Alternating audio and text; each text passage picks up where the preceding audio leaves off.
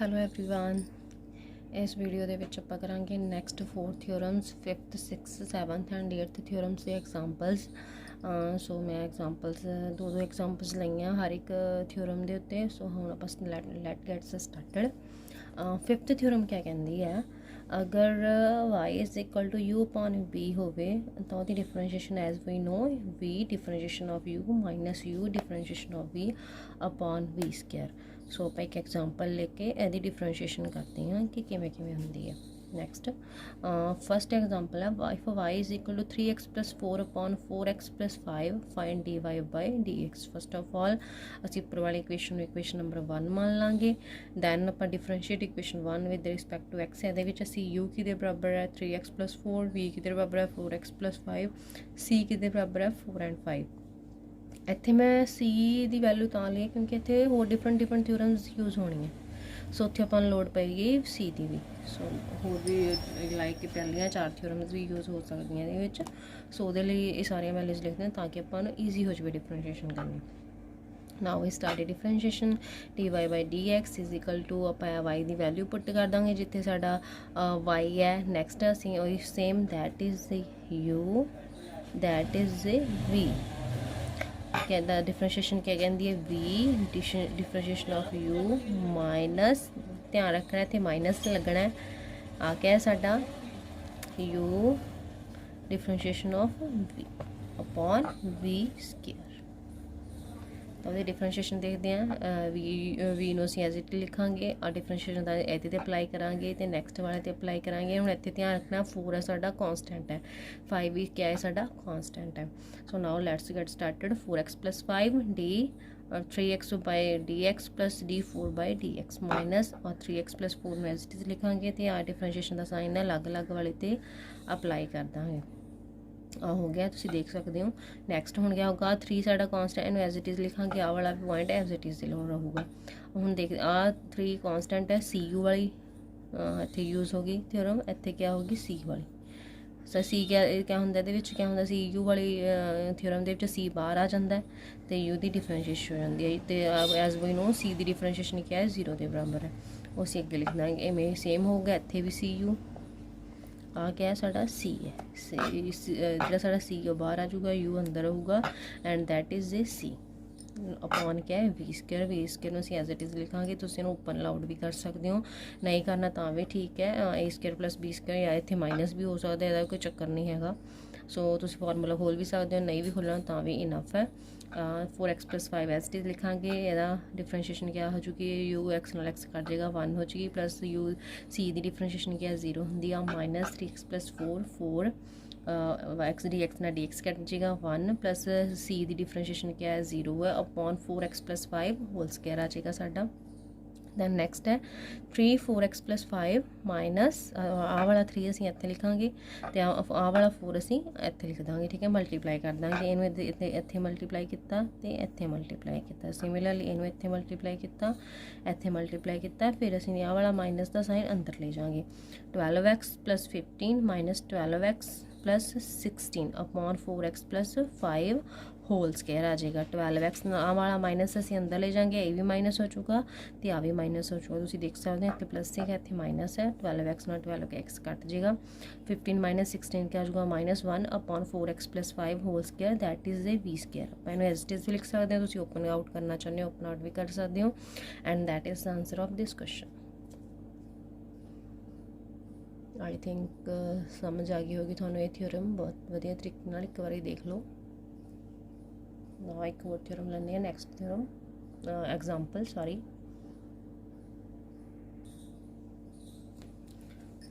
Next example क्या कहते हैं if y is equal to 1 upon 3 minus 4x है फाइंड करो dy बाई dx फाइंड करना है असी ने।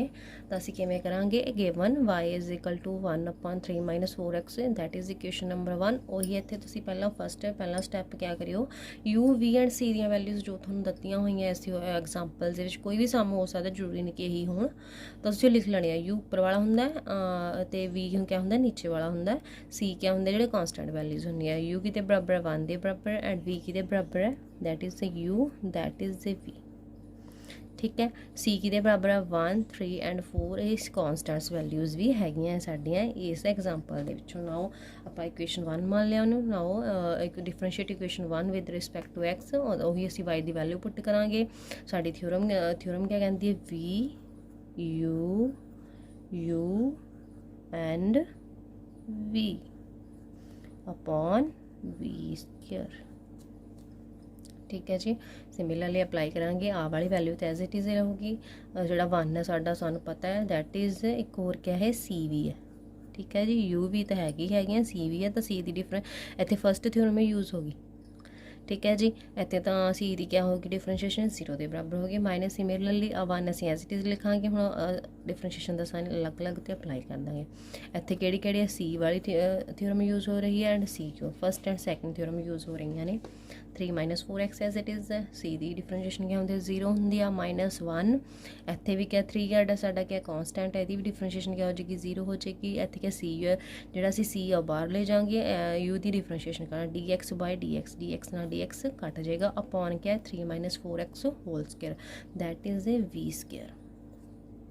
3 - 4x इंटू 0 0 में असीं किसी भी चीज़ मल्टीप्लाई करते हैं तो वो 0 हो जाती है -0 एंड -4 साडा क्या हो गया सी हो गया dx ना dx कट जाएगा अपॉन 3 - 4x होल स्क्वायर। ठीक है जी। इत्थे 0 आ गया इत्थे क्या आजूगा साडा भी 0 हो गया साडा factor +4 upon 3 - 4x whole square that is answer of this question.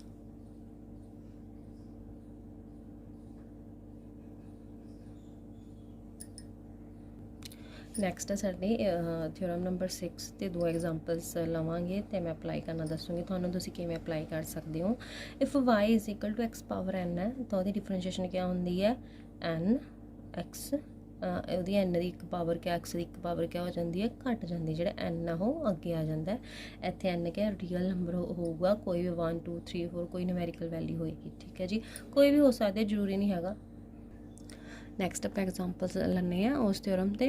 First example है क्या है जी if y is equal to 5x power 4 + 6x power half that is the half then find dy/dx असीं डिफरेंशिएशन फाइंड करनी। First of all अही असीं इहनूं equation number 1 मन्नांगे अप्लाई करांगे। थ्योरम क्या कहती है साडे कोल differentiate equation number 1 with respect to x dy/dx is equal to असीं y की वैल्यू पुट कर देंगे जिथे साडी y की वैल्यू है अलग अलग तो अप्लाई कर देंगे।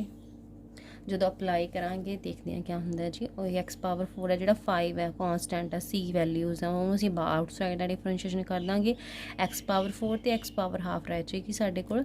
हुण थ्योरम क्या कहती है साडी एक पावर है जी वो n है वो अगे आ जाएगा तो n - 1 x की पावर हो जाएगी। सिमिलरली इत्थे होगा n अगे आ गया n - 1 x की पावर होगी साडे कोल।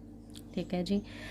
हाफ है 5 × 4 x पावर 3 + 3 क्यों आ गया हाफ है हाफ नाल कटे हाफ नू 2 नू 3 6 नाल डिवाइड करा साडे कोल 3 आ जाएगा। इत्थे मैं तुहानूं एक होर कंसैप्ट दसदी जो पावर हाफ दे विच होवे या इत्थे 3/2 च भी हो सकता तो असीं इहनूं एवें सॉल्व करना है। फस्ट ऑफ ऑल तुसीं साइड ते देख सकते हो हाफ आ वाला साडे कोल कंसैप्ट आ गया तो असीं फस्ट ऑफ ऑल असीं एल्सीयम लवांगे। एल्सीयम साढ़े को 2 हो जाएगा। इस वाले एल्सीयम आ वाले डिनोमीनेटर के नाल डिवाइड करके फस्ट फंक्शन के डिनोमीनेटर नाल उपर वाले नाल मल्टीप्लाई कर 2 नाल 2 डिवाइड किया 1 आ गया 1 उपर वाले न्यूमीनेटर नाल क्या करता असीं मल्टीप्लाई करता। सिमिलरली नैक्सट वाले फंक्शन ते करांगे असीं एल्सीयम नूं इहदे डिनोमीनेटर नाल डिवाइड किया 2 आ गया साढ़े को 2 नूं उपर न्यूमीनेटर नाल मल्टीप्लाई किया तो क्या आ गया साढ़े को 2 आ गया तो क्या आ जाएगा 1 - 2/2 -1/2 आ जाएगा। 5 × 4 20 x पावर 3 + 3 x पावर -1/2 -1/2 आ गया साढ़े को that is answer of this question. Next एक होर थ्योरम लवांगे। इत्थे मैं एक्स का फंक्शन लिया सी इत्थे मैं टी का फंक्शन लऊँगी जो वाई है साडा। If Y is equal to t power 5 + t power 4 + 7 of find derivative असीं simply equation number 1 मन्नांगे।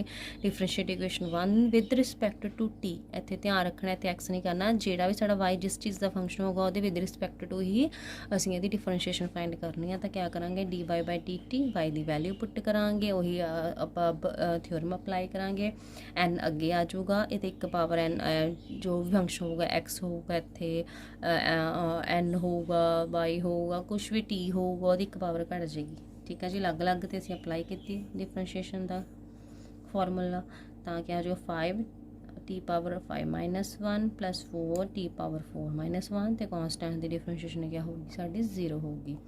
5 T power 4 plus 4 T power 3 that is the answer of this question. तुसीं देख सकते हो आई थिंक सारिਆਂ ਨੂੰ बहुत ਵਧੀਆ तरीके ਨਾਲ समझ आए होंगे ये भी दोनों theorem examples on theorem number 6। Next ਹੈ ਜੀ ਥਿਓਰਮ ਨੰਬਰ 7। ਉਹਦੇ ਵਿੱਚ ਕਿਹਾ ਹੈ if y is equal to ax plus b power n ਆ ਤਾਂ ਉਹਦੀ ਡਿਫਰੈਂਸ਼ੀਏਸ਼ਨ ਕਿਆ ਹੋਏਗੀ n into ax plus b power n minus 1। ਹੁਣ ਅਸੀਂ ਐਗਜ਼ਾਮਪਲਸ ਲੈਣੇ, ਮੈਂ 2 ਐਗਜ਼ਾਮਪਲਸ ਇਹ 'ਤੇ ਲਵਾਂਗੀ, ਦੇਖਦੇ ਹਾਂ ਇਹ ਕਿਵੇਂ ਆਏ।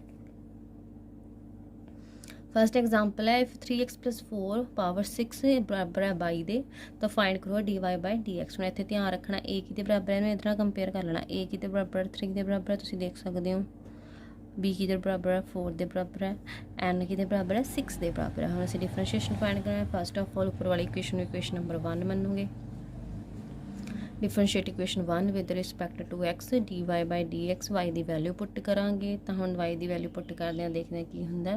फस्ट ऑफ ऑल असी आ वाले फंक्शन की वैल्यू पुट करांगे, एन अगे आ गया तो एक पावर एन की पावर घट गई। फस्ट वाला तो कंसैप्ट ये हो गया। दूजा क्या है असी ने जोड़ा आह वाला साडा फंक्शन दिता असी इहदी भी डिफरेंशिएशन फाइंड करनी है ताकि साडे कोल ए दी वैल्यू आ जाए।